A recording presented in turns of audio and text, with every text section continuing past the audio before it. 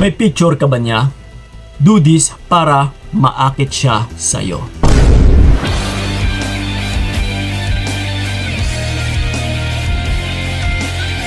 Yan. Siguro lahat naman sa ngayon is meron ng picture ng taong gusto nila. Kasi sa totoo lang, di ba? Napakadali na lang sa ngayon eh. Lalong-lalo na sa social media. No, na madali na lang kunin or i-grab yung picture ng taong gusto mo, i-save, and then yun na, may hawak ka na pwede mo nang i-print anytime. So ito yung gawain na ito mga utol, actually nagawa ko na rin ito. That's why sinisiwalat ko lang sa inyo, sinishare ko rin po sa inyo, no? Kasi kung ano yung mga naranasan ko talaga about relationship is, yes, sinishare ko sa inyo para may alam din kayo, and yes, talaga makakasave po ito ng sarili or ng buhay ninyo. And syempre, para na rin sa kagustuhan ninyo na mangyari, no? Depende na rin ito sa inyo kung sa anumang motibo ninyo gagawin. But please, syempre dapat is para sa kabutihan lamang. Okay? But ito nga, yung about sa picture, no? Sa larawan, lahat naman siguro talaga is meron ng larawan ng taong gusto ninyo. Na pwede mo talagang kunin ito sa Facebook niya man, Instagram, or whatsoever na social media account niya. So yes, madali na lang sa ngayon. Unlike dati, no, kasi yung gawain na ito utol is old school na rin kung tawagin. Kasi kapanahonan pa ito nung 90s na kapag may picture ka is pwede mo na siyang, alam mo na, no? Kumbaga pa, yung iba is dinadala pa sa mga manggagamot. Pero yung gawain na ito, actually, is manggagamot din yung nagturo sa akin. Pero sabi niya is hindi naman ito matatawag nating ritual kasi wala naman tayong pinapanalangin, wala tayong mga Latin words na binabanggit, no? Or may mga binabasa.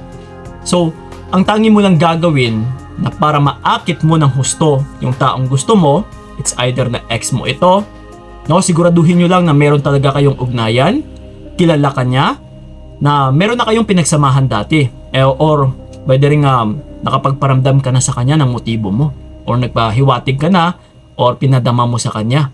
So pwede po yung gawain na ito.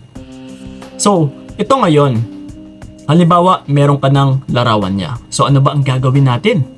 Ito nagawan ko na rin ng video, no? Na siguro sa bawat lugar natin is meron namang sementeryo. Nakakatakot, which is very creepy. Pero yun na nga, marami kasi nagtatanong din sa akin sa previous video o sa dati kong video na, Kuya Kiko, kailangan ba talaga sa sementeryo? Yes, wala nang iba utol kundi sa sementeryo talaga. And siguraduhin na yung sementeryo ay meron pong lupa. Lalong-lalo na sa ibang bansa kasi is yung sementeryo nila is puro na sementado. So walang lupa, but yun na nga, wala rin tayong magagawa kung walang lupa dyan sa sementeryo ninyo. Kasi yun lang po talaga ang karapat-dapat, no? Na dalhin mo ito sa sementeryo and dadala din kayo or magdala din kayo ng isang bote. Ayan, ito po ilalagay natin. Kung ano mang klaseng bote yung dapat ninyong paglagyan or dadalhin. So, yung bote na ito utol at saka yung picture niya, ilagay nyo po yung picture ng tao na gusto ninyo, na maakit ninyo, na makuha ninyo yung loob, na babalik sa inyo or maaaring mabaliw din, no? Kakaisip sa iyo. Kasi once na magawa nyo daw ito, kasi sa akin is talagang tumalab na ilang buwan din nakalipas is bigla na lang nagparamdam yung taong ginawan ko neto. And then yes, gusto pa akong puntahan, no, gusto makipagkita sa akin. But nasa sa atin na rin or nasa sa akin na rin kung ano yung nagiging desisyon ko, which is, but sa time na yun is parang nawala na rin ako ng gana sa tao na yun eh. Pero yun na nga, doon ko lang napagtanto na, uy, nagawan ko na pala siya ng ganito. So ito pala yung naging dahilan kaya naging effective, no? Kaya pala, or maaari na isa talaga sa nagiging dahilan kasi ginawan ko eh. Kasi kung naging masama or hindi naman tumalab, or let's say no na mas lalo pang makakasama yung gawain na ito, edi sana mas lalo pang lumayo yung tao na yun, or sana hindi na siya nagparamdam. Pero nagparamdam eh, no? So ito nga, kung gusto nyo mangyari din ito sa inyo, ay sundin nyo lang po yung sasabihin ko dito. So that's why pumunta po kayo sa sementeryo, dalhin nyo po yung larawan niya, dapat full body picture, no? Kailangan is buong katawan. And then magdala din kayo ng isang bote. Yes, kagaya sa pinakita ko kanina. And yun na nga, dalhin nyo ito sa sementeryo.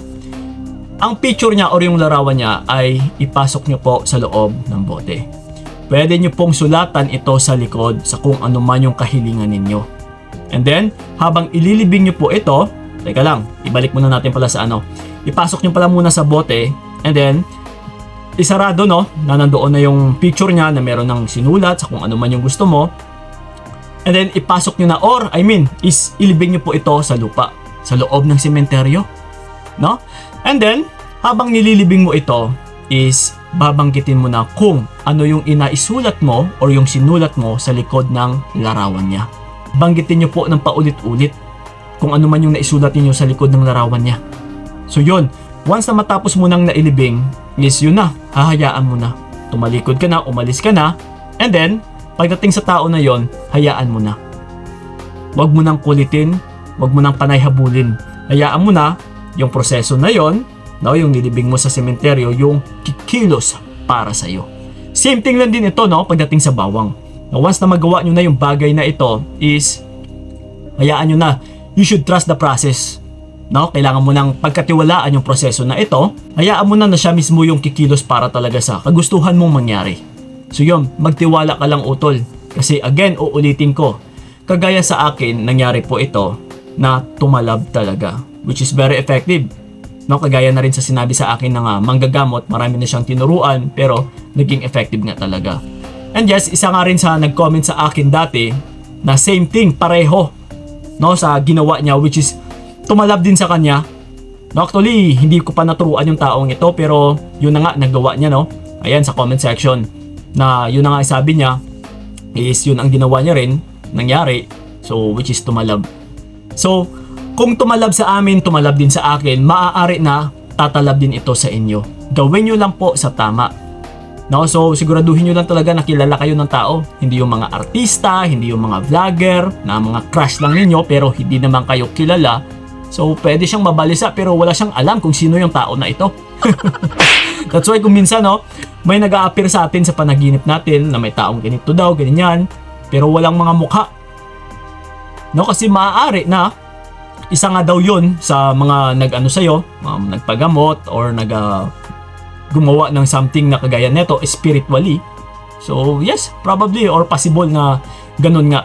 But siguraduhin nga din na talagang kilalang kilala kayo. So effective po ito or applicable po ito sa mga exes, sa mga nililigawan, sa mga nababaliwala sa inyo, sa mga niloko kayo. Yes, pwede nyo po itong gagawin.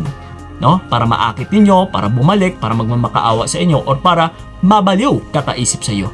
Okay? So yun po mga utol, sa may mga katanungan pa dyan, you can leave a comment lang dyan about sa video na ito, no? And sasagutin namin yan, lalong-lalo na sa aming YouTube channel. At saka sa mga gusto pala akong makausap one-on-one, PM nyo po kami sa aming FB page na Payong Kaibigan ni Kiko. Yes, magsiset po tayo ng appointment. And masasigurado namin na marami ka talagang matututunan after nating mag-usap. Ako po mismo ang makakausap ninyo. Okay? PM Slaki lang mga utol. Maraming salamat, so ingat kayo. God bless and babush!